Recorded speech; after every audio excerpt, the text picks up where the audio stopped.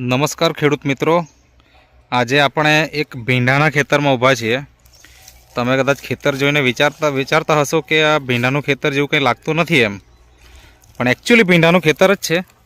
આ તમે જોઈ શકો છો, ભીંડા જ છે। અહીંયાથી ભીંડાનો છોડ ઓલરેડી કટિંગ થઈ ગયેલો છે અને તમે આ જોઈ શકો છો કે કેટલું મોટું થડ થઈ ગયું છે। મતલબ ભીંડાનો છોડ નહીં કહી શકાય, ભીંડાનું ઝાડ થઈ ગયેલું એવું કહી શકાય, બરાબર। આ તમે જોઈ શકો છો, આ નીચેથી અને અહીંયાથી કટ થયેલા છે, બરાબર। એવી રીતના અહીંયા દરેક જગ્યાએ તમને આ ટાઈપના જ છોડ જોવાના મળશે। તો આપણે આ ખેડૂત મિત્રનો પરિચય લઈએ। સૌથી પહેલાં તો શું નામ છે તમારું? મારું નામ પ્રશાંત પટેલ અને ગામ? ગામ ઉનાઈ ચરવી પટેલ ફળિયું। હા, અને આ જે ભીંડાની ખેતી છે એ કેટલા સમયથી તમે કરો છો? એમ તો કેવું છે તો કે આ પ્રોડક્ટ પોતે કેવું તો કે લોકોને સજેસ્ટ કરું છું, એના આધારે ખેતીમાં કેવું તો કે પોતે ટ્રાયલ લઉં છું એમ। અચ્છા, મતલબ તમે ભીંડાની એકચ્યુઅલી ખેતી કરતા પહેલાં કે નહીં કરતા? હા, મેં કરતો હતો। એ કેટલા સમયથી કરો? છેલ્લા 5 વર્ષથી કરું છું। 5 વર્ષથી, ઓકે। અને તમે મતલબ આપણે જે આ ખેતરમાં ઊભા છીએ, આ ખેતર તમારું છે, બરાબર? અને તમે હાલમાં નેટસપમાં પણ કામ કરો છો, બરાબર? તમારા શર્ટ ઉપર આ સિમ્બોલ નેટસપનું છે જ, એટલે ઘણા બધા ખેડૂત મિત્રોને થશે કે ભાઈ આવો ખેડૂત થોડો હોય એમ, પણ એકચ્યુઅલી નેટસપમાં કામ કરે છે। અને જે નેટસફ કંપનીની જે એગ્રીકલ્ચરની પ્રોડક્ટ છે, બાયોફિટ, જેમાં સ્ટીમબ્રીજ છે, રેપઅપ છે, પછી એન્ટીવાયરલ છે, બાયો 99 છે અને આ વામ છે, બરાબર?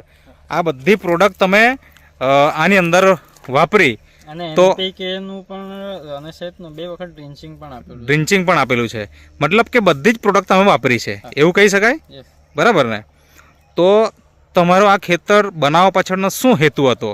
મારો તો બનાવવા પાછળ નહીં જ હેતુ કે દર વર્ષે મેં ભીંડા બનાવું છું, અલગ અલગ પાક। મતલબ મેં શાના માટે તો કે હું પોતે કરું તો લોકોને સજેસ્ટ કરું છું કે સમસ્યા એકચ્યુઅલમાં શું આવે છે ભીંડાની અંદર, મરચાંની અંદર, તો એના માટે જ મેં પાક બનાવું છું કે એના આધારે મેં લોકોને સજેસ્ટ કરી શકું કે તમે પણ આ રીતે ખેતી કરો એમ, બરાબર છે? આજે પણ માનો કે કોઈ ખેડૂતો જોવા હોય તો આજે પણ આવી શકે, બરાબર છે? ખેતરની વાત કરું તો કે રોપાણનો ટાઈમ ચાલુ વર્ષે ઓગસ્ટમાં નું રોપાણ થયેલું। ઓગસ્ટમાં? ઓકે। અત્યારે ચાલે ફેબ્રુઆરી, એટલે ઓગસ્ટ, સપ્ટેમ્બર, ઓક્ટોબર, નવેમ્બર, ડિસેમ્બર, જાન્યુઆરી, ફેબ્રુઆરી, 6 મહિના થઈ ગયા અને આ 7મો મહિનો ચાલે, બરાબર ને? તો 7 મહિના જૂનું ખેતર છે। તો એકચ્યુઅલી આજે આપણે બધા છોડ જોયા અને એમાં જે થડ છે એટલા મોટા મોટા, બરાબર? આમાં પણ પહેલાથી જ ફૂટ હતી, આ બધી ફૂટ છે, બરાબર છે? આ તમે ફરતેથી ફૂટ જોઈ શકો છો। એકચ્યુઅલી છોડ એક જ છે, એવું નથી કે 2-3 છોડ છે। આ તમે જુઓ, છોડ એક જ છે, પણ એની ફૂટ તમે જુઓ, બરાબર? તો પ્રસન્નભાઈ, તમે મને પહેલાં તો એ જણાવો કે આમાંથી અત્યાર સુધીમાં કેટલી તોડ થઈ હશે? આમાં 70+ આસપાસ થઈ હશે। 70 થી વધારે? અને છોડની હાઈટ શું હતી? કારણ કે અત્યારે તો આપણે હાઈટ નથી જોઈ શકતા, તો આને છોડને વાળીને ભીંડા તોડવા પડે, એ એની કન્ડિશન। મતલબ તમારી હાઈટ માનો કે 5 ફૂટ હોય, બરાબર? આના કરતા હાઈટ વધારે હતી। અચ્છા, મતલબ મારા હાથ કરતા હાઈટ વધારે હતી।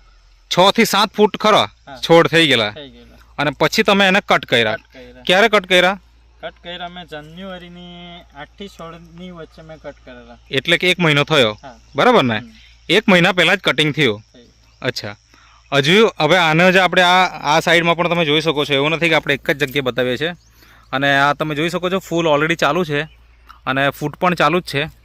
હવે તમે આની અંદર શરૂઆતમાંથી ટ્રીટમેન્ટ કેવી રીતના કરી એ થોડીક વાત કરો। શરૂઆતની વાત કરું કે શરૂઆતના બેઝમાં પાયામાં તો કે પટ આપીને જર્મિનેશન કરેલું, ઓકે? એનાથી કેવું હતું કે વરસાદ ચાલુ હતો, આ વર્ષે વરસાદ સૌથી વધારે, બરાબર? એ તો છે, મે મહિનાથી ચાલુ થયેલો તો લગભગ ઓક્ટોબર નવેમ્બર સુધી ચાલતો રહ્યો, બરાબર? સમય દરમિયાન કીધું કે મારી સાથે જેનું પણ વાવેતર કર્યું તેમના ભીંડા બધાના મારી ગયેલા, પણ આપણું કેવું જર્મિનેશન પટ સાથે મેં આપેલું ને તો એનાથી આ ભીંડા બચી ગયેલા, બરાબર? પણ વરસાદ ચાલુ રહે કન્ટિન્યુ, એના કારણે સમસ્યા શું આવેલી તો કે ભીંડા બધા નીચે આડા પડી ગયેલા, બરાબર? નીચે આડા પડી ગયા એટલે એના માટે મેં NPK, શેત, વામનું મેં 1 વખત ડ્રેન્ચિંગ આપ્યું, પછી પાછું 15 દિવસ પછી પાછું રિપીટ કર્યું, તો એનાથી પાછા ઊભા પણ થઈ ગયા સ્ટેન્ડ, મતલબ શરૂઆતના બેઝની વાત કરું તો સ્ટેન્ડ એકદમ પાતળું, અચ્છા, મતલબ અગરબત્તીની સળીની જેમ પાતળું હતું. ઓકે. પણ આની અંદર મેં કમ્પ્લીટ ટ્રીટમેન્ટ કરી આનાથી સ્ટેન્ડની મજબૂતાઈ વધી ગઈ, મતલબ થડ મજબૂત થઈ ગયું, જાડું થયું જાડું થયું અને મૂળ ફેલાયા. મૂળ ફેલા. હવે એની મૂળની વાત કરીએ તો કે મૂળ અહીંયાથી લઈને આ છોડ છે, આ છોડ થી લઈને પેલા છોડ સુધી મૂળ પહોંચેલા હોય. અચ્છા. કારણ કે મૂળની જાડાઈ પણ હવે આંગળી જેવા તો એના ખાલી મૂળ. તમને કેવી રીતના ખબર પડી ગઈ? મેં જોયું ને. અચ્છા. પાણી જયારે આ વખતે એક વખત પાણી મેં એમ જ છોડ્યું એમ, જયારે પાણી છોડ્યું ત્યારે બધા મૂળ દેખાય. બરાબર છે. એના આધારે ખબર પડે ને, છોડના આધારે જ ખબર પડી જાય કે એના મૂળ કેવા હોય. બરાબર છે. તો આ થડના હિસાબે આપણે 100% અનુમાન લગાવી શકીએ. અને જો કોઈ પાક્કો ખેડૂત મિત્ર હશે તો એને તો ખબર પડશે જ કે એના મૂળિયા ક્યાં સુધી ફેલાયા છે. હા. અને છોડની વાત કરીએ કે એક છોડે એવરેજ 200 સીધી ભીંડા તૂટ્યા છે. ઓકે. પહેલો ફાયદો તો તમને ચોમાસામાં ભીંડા ટકી રહ્યા એ થયો, બરાબર. બીજો ફાયદો એ થયો કે એના મૂળિયા ફેલાયા અને થડ એકદમ મજબૂત થઈ ગયા અને એના કારણે ફૂટ સારી નીકળી. ફૂટ તો નીકળી જ પણ હાઈટ પણ મોટી થઈ, બરાબર, કે જે 6 થી 7 ફૂટ સુધી ગઈ રહી, બરાબર. હવે એની સાથે તમે કીધું ઉત્પાદન, તો ઉત્પાદનમાં શું થયું? બિયારણની વાત કરીએ તો બિયારણનું વાવેતર છે 100 ગ્રામનું જ વાવેતર છે. ઓહો, કયું બિયારણ હતું એ? ગૌરી. ગૌરી. અચ્છા. 100 ગ્રામની અંદર મેં 40 કિલો સુધી ઉત્પાદન લીધું છે. 40 કિલો દરરોજનું કે એક દિવસ છોડીને? એક દિવસ છોડીને 100 ગ્રામ બિયારણમાં 40 કિલોનું ઉત્પાદન. અને માનો કે તાપ જો હોય તો રોજ તોડવું પડે, 20-25 કિલો રોજ તોડવા પડે. ઓકે. તો આ તમારું ખેતર કેટલું હશે? આ પૂરું ખેતર છે અંદાજે? પણ બહુ આઈડિયા નથી, પણ આમાં 100 ગ્રામ જ ભીંડા તમે નાખેલા છે. અને તમે જે પદ્ધતિ અપનાવેલી છે એ બધા ખેડૂત કરતા કંઈક અલગ છે. અહીંયા તમે જોઈ શકો છો ખેડૂત મિત્રો કે એમણે જે આખી પદ્ધતિ અપનાવી છે તો એ એકચ્યુઅલી અહીંયા ડ્રીપ હતી કે? હા, ડ્રીપ છે. બરાબર ને, ડ્રીપ છે ને. અને એક બીજ અહીંયા તમે જોઈ શકો છો તો લગભગ 1 ફૂટના અંતરે, અહીંયા 1 ફૂટના અંતરે એમણે આ રોપેલું છે. અને એ હિસાબે એ લોકોએ મતલબ પહેલાંથી જ વિચારેલું હતું કે ભીંડાના છોડ જ એવા એના મતલબ ફૂટ નીકળવાની છે કે આ છોડ મતલબ જેટલા દૂર રોપશું એટલો એનો ગ્રોથ થશે, બરાબર ને. એના હિસાબે તમે આની વચ્ચે મતલબ બે છોડ વચ્ચે તમે 1 ફૂટનો તફાવત રાખ્યો. અને આ જે મતલબ લાઈન છે એના વચ્ચેની જગ્યા કેટલી હશે અંદાજે? 4 ફૂટ. 4 ફૂટ, બરાબર છે. કારણ કે કેવું હતું કે જ્યારે મેં વાવેતર કર્યું ત્યાર પછી આની અંદર કેવું હતું કે પાનના જેટલા બધા ફેલાયેલા તેના પણ મારા પર ફોટો છે કે આખો એક છોડ જ મતલબમાં અંદર આખો કવર કરી લે કે માણસ એક જ માણસ ફરી શકે, બરાબર. ગીચ ભરાઈ ગયેલું હતું. અચ્છા. ને વાત કરું તો કે સ્ટીમરીતનો રેગ્યુલર ઉપયોગ દર વીકની અંદર ઉપયોગથી અમે ફોટા પણ લીધા કે જેની અંદર ઉપર મતલબમાં ભીંડામાં ટોચકી ઉપર કોઈ દિવસ ફૂટ નથી આવતી, પણ આના ઉપયોગથી ટોચકી ઉપર પણ ફૂટ આવે છે. ઓહો, મતલબ કે એક વસ્તુ તો છે કે ઉત્પાદન જબરજસ્ત થયું. તો કેવું ભીંડાના હિસાબે કેટલું જેવું, મતલબ એક ભીંડા ઉપર કેટલા ભીંડા લાગ્યા હશે અંદાજે? એક ભીંડાના છોડ ઉપર વાત કરીએ તો કે 200 સુધી ભીંડા લાગ્યા છે. 200 સુધી? અને આમ નોર્મલી કેટલાક લાગે એમ જોવા જાય તો? એવરેજ ખેડૂતોની વાત કરીએ તો એવરેજ ખેડૂતને 15 ભીંડા કે 20 ભીંડા, બરાબર, એનું ચેપ્ટર ક્લોઝ જ થઈ જાય. બરાબર છે. આમાં કેવું છે તો પહેલેથી ફૂટ પણ હતી જ ને તેમાં પાછી અત્યારે નવી ફૂટ નીકળવાની ચાલુ છે, બરાબર છે. એના કારણથી ખેતર લોંગ ટાઈમ સુધી ચાલે. હવે અત્યાર સુધી તમે કીધું કેટલી તોડ તોડી? 70. અને આ જ્યારે હજી ભીંડા પાછા હવે સ્ટાર્ટ થશે હજી કેટલી તોડ તૂટશે એવું લાગે તમને? અને ક્યાં સુધી ચાલશે? જો ટ્રીટમેન્ટ રહેશે આની અંદર આ બાયોફિટની સમય પર ટ્રીટમેન્ટ કરાને કદાચ ચોમાસું પણ આવી જાય. ઓકે. એટલે કે ઓલરેડી 6 મહિના તો ચાલ્યા જ છે, પણ બીજા હજી 3-4 મહિના ચાલશે, બરાબર છે. તો આ જીવતું ને જાગતું ઉદાહરણ છે. કોઈને પણ મનમાં પ્રશ્ન જાગે તો એમનો તમે સંપર્ક કરો અને એમના ખેતરના વિઝિટ માટે પણ આવી શકો છો. એવું જરૂરી નથી કે આ વિડીયો જોઈને તમે મતલબ વિશ્વાસ કરી જ લો, પણ વિશ્વાસ એટલા માટે થશે કે કારણ કે ખેતરમાં હજી પણ આ ભીંડા ચાલુ છે, એવું નથી કે પૂરા થઈ ગયા છે. ક્વોલિટીની વાત કરીએ તો કે જે રોપાણ નવું કરેલું હોય એની ક્વોલિટી આવે ને હજુ પણ એની શાઇનિંગ એવી નહીં આવી છે, બરાબર છે. મતલબ વાત કરીએ તો એની શાઇનિંગ, બરાબર, શાઇનિંગ બરકરાર રહી. એનું કારણ તો કે સ્ટીમ રીચ. અને બીજી વાત કરીએ તો કે આ તમે ભીંડાની ક્વોલિટી જોઈ શકો છો. આ A1 ક્વોલિટી કહેવાય ને? હા, બરાબર. અને વાત કરીએ ફુલ્લી, ને આ વર્ષે સમસ્યા સૌથી વધારે ફુલ્લીની સમસ્યા છે, બરાબર છે. તો કે આ પ્રોડક્ટનો રેગ્યુલર રેપ અપ રેપઅપની વાત કરીએ કે રેપઅપથી અત્યારના વાત કરીએ કે અત્યારના સમયમાં સૌથી બધા જ ખેડૂતોનું ફુલ્લીનું પ્રમાણ સૌથી વધારે છે. તો કે આ પ્રોડક્ટનો રેગ્યુલર ઉપયોગ હોય તો ફુલ્લીનું પ્રમાણ એકદમ ના કે બરાબર જ હોય. બરાબર. એટલું હોય તો ફુલ્લીનું કદાચ આનાથી 5-10% આપણને જોવા મળે. બરાબર. એટલું જોવા મળતું નથી. મતલબ એક વસ્તુ તો આપણે અહીંયા નક્કી કરી શકાય કે જો બાયોફિટનો રેગ્યુલર ઉપયોગ કરીએ તો ઘણા બધા ફાયદા ખેડૂત મિત્રને થાય અને ક્વોલિટી તો સારી જ હોય, એમાં તો કોઈ પ્રશ્ન નથી. કારણ કે તમે જોઈ શકો છો કે ભીંડાના છોડની હાલત, મતલબ આ તમે ભીંડાના છોડની હાલત તમે જુઓ અને તમારા આપણા હાથમાં તોડ્યા ભીંડા બતાવો તો આ ક્વોલિટી તમે જોઈ શકો છો કે કેટલી જોરદાર ક્વોલિટી છે. આટલા મતલબ ઓલરેડી 6 મહિના થઈ ગયા છે અને ભીંડા તો હજી ચાલે જ છે.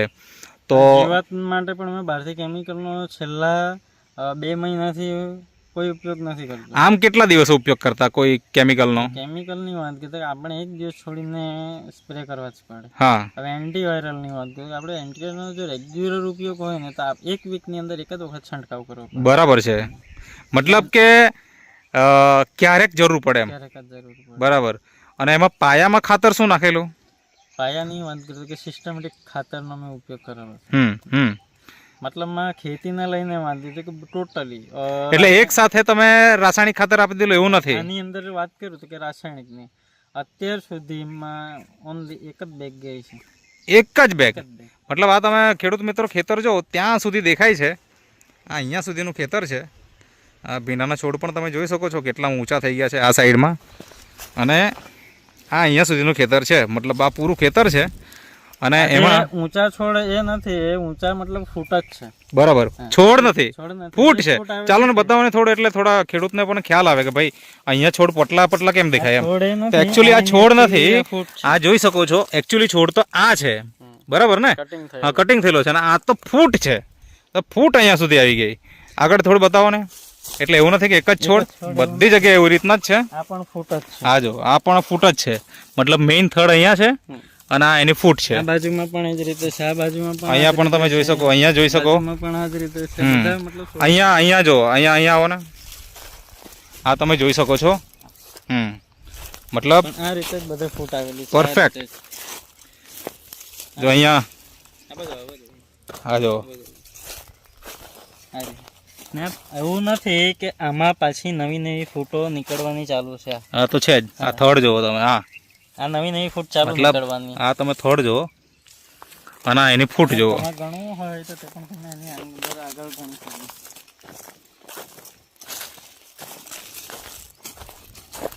આ એક છોડ છે. હવે આ આટલો હાઈટ વાળો છે છોડ. તમે નજીક આવો ને, ઊભા રહો ને, હાથ ઊંચો કરો ને. મતલબ આ તમે જોઈ શકો છો, આપણે 6 ફૂટની વાત કરી તો એક્ઝેક્ટ 6 થી 7 ફૂટ. પેલા જે સ્ટેન્ડ હતા એના કરતા થોડું અનોર્મલ છે. હા બરાબર. આ છેડા પર છે ખેતર. છે. હા, અહીંયા તમે જોઈ શકો છો આ પાડને નજીકમાં છે. ઓકે. તે છતાં પણ આટલી ફૂટ છે અને આટલું જાડું થડ થઈ ગયું. અચ્છા. આની અંદર ગણતરી કરવા જાય તો મેં 120 સુધી મેં ગણ્યા છે ભીંડા. અચ્છા. આની અંદર 120 સુધી ભીંડા તૂટી ગયા છે. 120 સુધી ભીંડા તૂટી ગયા. એવું પણ નથી કે પેર, હવે બધાની વાત કરીએ કે બધામાં પેર કેવી આવે તો કેક વેત ઉપર આવે. બરાબર. આપણે એવું નથી, પેર પણ ટૂંકી પેરો આવે. તો આ પણ એક ફાયદો થઈ ગયો ને કે સીધા ભીંડા વધી ગયા એવું બી નથી. એમ લાગ આવતો ગયો અને પેર પણ સાઈઝ નાની નાની છે, નજીક છે, જેથી ખેડૂતોને ફાયદો થાય. ઓકે પ્રશાંતભાઈ, હવે મને એ જણાવો કે ઘણા બધા ખેડૂત મિત્રો આ વિડીયો જોશે અને તમે 6 મહિના ચલાવ્યા, હજી તમારી વાત એવી છે કે 3 થી 4 મહિના બીજા ચલાવવા છે. બરાબર. તો ઉત્પાદન તો સારું મેળવ્યું જ છે અને જમીન જે છે એનો બરાબર તમે ઉપયોગ કર્યો છે. તો જે વર્ષોથી જે ખેતી કરતા આવેલા ખેડૂતો અને આજે જે તમે જે નવી રીત અપનાવી છે એમાં ઘણો બધો તફાવત જોવાનો મળે છે. તો જો આવી રીતના કોઈ ખેડૂત મિત્ર તમારી સાથે સંપર્ક કરીને ખેતી કરવા માંગતા હોય તો તમારો કોન્ટેક્ટ કરી શકે. એના માટે તમારો કોન્ટેક્ટ નંબર આપો. અને હજુ આટલા નહીં થાય એટલે તો પૂરા થઈ જાય. બરાબર. તો એવા ખેડૂત મિત્રો તમારો જરૂર સંપર્ક કરશે અને લાંબા સમય સુધી ભીંડા કેવી રીતે ચલાવવા એની માહિતી તમારી પાસેથી લેશે. તો એવી ઉમ્મીદ રાખી કે તમે પ્રોપર માહિતી આપશો અને બીજા ખેડૂતોને પણ આવી રીતના ઉત્પાદન મેળવી આપશો. તો તમારું આ જે ગામ છે, આ જે ખેતર છે, કયો એરિયો કહેવાય? ચરવી પટેલ ફળિયું. ચરવી પટેલ ફળિયું એટલે વાંસદા તાલુકો, નવસારી જિલ્લો. ઓકે પ્રશાંતભાઈ, તો તમે જે ઇન્ટરવ્યુ આપ્યો તે બદલ તમારો ખૂબ ખૂબ આભાર.